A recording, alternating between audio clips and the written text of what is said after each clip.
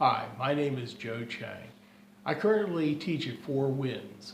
That's the Class B state champion Four Winds. I have some thoughts on North Dakota education I would like to share.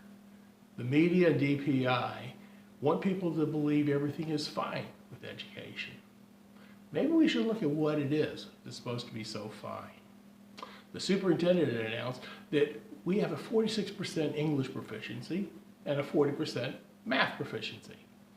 This means 60% of our children cannot read, write, or do math at an acceptable level. I don't think that's very fine.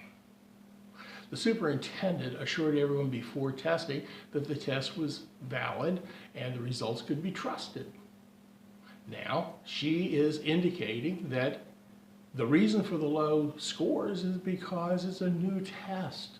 Maybe it's not valid. Well, if the test is valid, then all the testing that you and I took over the last 50 years is not valid. But statistically, we know those tests were valid. So that means this current test is not valid. And that raises a real question. Why are we spending millions and millions and millions of dollars on a test that may not even be valid? We're putting our parents and teachers and children through all kinds of grief for an experiment. I think we can do a lot better than that. Now, DPI and the teachers through the teachers union have indicated that a 60% failure rate is fine with them. So they have no plans to fix it. The chamber, representing business owners, and the AFL-CIO, representing labor, they have indicated 60% failure rate is fine with them too. So they don't plan on doing anything.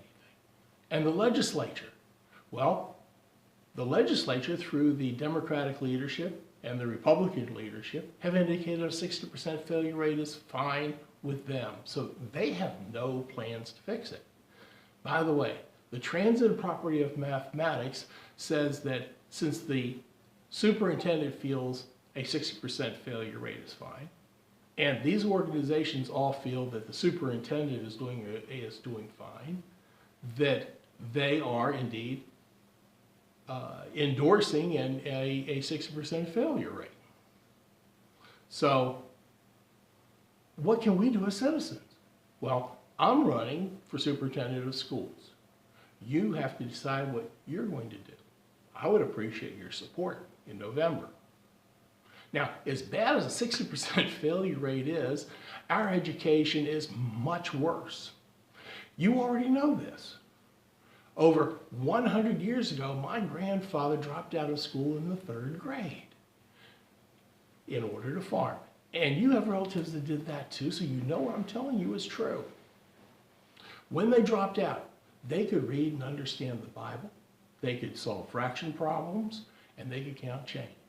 But today, we have children graduating from school that cannot read and understand the Bible, they cannot solve fraction problems. My gosh, they can't even count back change. And yet the superintendent says they're proficient. What can we do about this? It's our children and grandchildren. We need to do something to fix this. I do have 5 things I will do differently as superintendent. First, I will fix the honesty gap by always telling the truth. I may make errors and you may not like the truth, but I will never intentionally tell you anything that's not true. For example, I would never tell citizens I would not bring Common Core to North Dakota just to get elected and then after the election, ram it down their throats. I would never tell citizens that one week I would get rid of Common Core just to get votes, and then the next week that I was going to keep Common Core. Even now, the superintendent tells citizens that not keeping Common Core, while at the same time she pays attorneys lots of tax dollars in order to fight to keep Common Core in the courts. And she won. I believe what people do over what they say. I can assure you that the day I am sworn in will begin the process of getting rid of Common Core. You can make book on that. Number two, I will never use our children for experimentation. Some past failed education experiments include new math, sight reading, schools without walls, no child left behind, CCSS, ESSA, and whatever new name the Common Core is now being called. The latest Common Core is project-based learning, promoted by DPI movie, Most Likely to Succeed. Now, Mr. Dindersmith, the producer of the movie, he said that it's unproven. We don't know if this is really going to work. He also said that it could take up to 15 years before we even know if it does work. The superintendent says she's going to get rid of any impediment to implementing it all over the state. So what are we going to do with our children? Are those that are starting this next year, are we going to tell them when they graduate, whoops, I'm sorry, we goofed, but you're adults now, good luck? Or what we need to do is to decide why we're sending our children to school. Do we send our children to school so that they can learn what they need to be successful in life? Or do we send them to school so that they can be human capital guinea pigs for the superintendent to experiment on? Now, number three, my solution is my 80% rule. It says no program, directive, or methodology may be implemented at any level of North Dakota education unless it is statistically proven that it will help at least 80% of our children to succeed academically. None of the former failed programs have been proven to work. Therefore, they're experiments. But they were brought to North Dakota. And if this rule had been in place, and this includes the superintendent's failed, unproven testing and the new Common Core project-based learning, both unproven experiments, this would also remove from the discussion which restroom a child should use unless it becomes statistically proven such particular restroom use will help at least 80% of our students achieve academic success. Then we go to number four. I will obey the law, which is not being done now. The North Dakota Constitution is the highest law in our state. Look at Article 8, Section 2. It says our schools will maintain a literate population. Is a 46% English proficiency doing this? Is this the best we can do? This may be the best the superintendent can do, but it is not the best that I can do.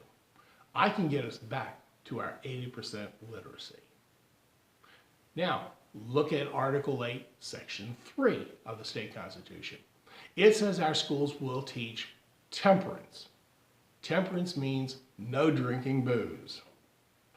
Teaching children with the adage, do as I say, not as I do, is not effective. Temperance must be taught by example. I will be that example. When I go out drinking, I drink coffee, flavored water, and sometimes a cup of tea.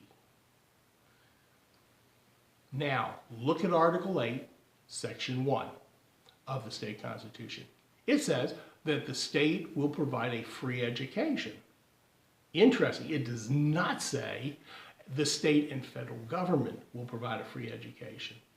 It does not say the state and school property tax will provide a free education. Obviously, the way we are funding our schools is not constitutional. So, how does the Constitution say that we should fund our schools? Well, in Article 10, it says North Dakota Land Trust Fund will fund our schools. But the superintendent agrees with the other board members that our North Dakota school land funds cannot be used to fund North Dakota schools. In fact, less than 1% of the school funds are being used for North Dakota schools. The superintendent says this is fine. So what are we doing with the North Dakota School Land Trust funds? According to the Century Code, number 6-09-07, the Bank of North Dakota is to keep all education funds. But the superintendent agrees with the other board members that New York bankers should keep the funds. We even pay the New York bankers about $300 million per year to keep them. That's about $1.5 million per school in North Dakota if the schools actually got the money. Good thing our schools don't really need the money. So, what do the New York bankers do with their commissions? Well, one thing is they pay New York taxes. And New York, I am sure, is using their tax money to support their schools. So, but it's not a lot of money. That would be less than 1% of the school land trust funds would be used for New York schools.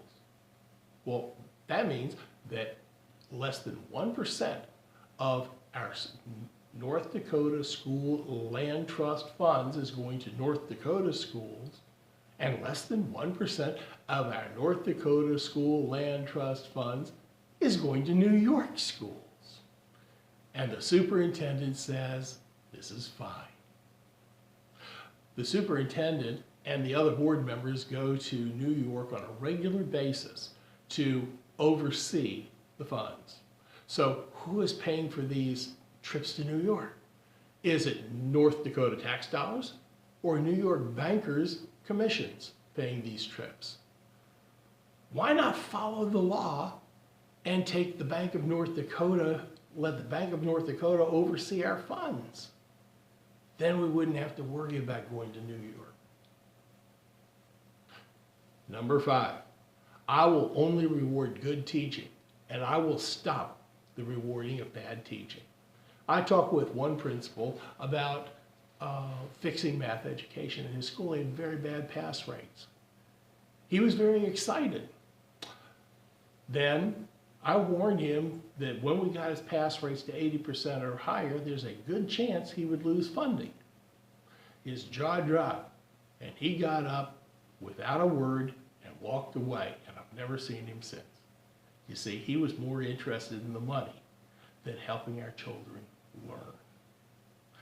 Another example, I was told by a couple of administrators, and I quote, "Under no circumstances are you to fix math education at our school." Why? They wanted a $250,000 per year grant that the superintendent gave them. Well, this amounts to a $250,000 reward for bad teaching. I assure you that when I'm superintendent, I will make sure that any extra funds go to schools that have good teaching, not reward bad teaching. I want to thank you for viewing this video, and for more information or questions, please contact me at Joe Chiang, number 4, ND, Superintendent on Facebook.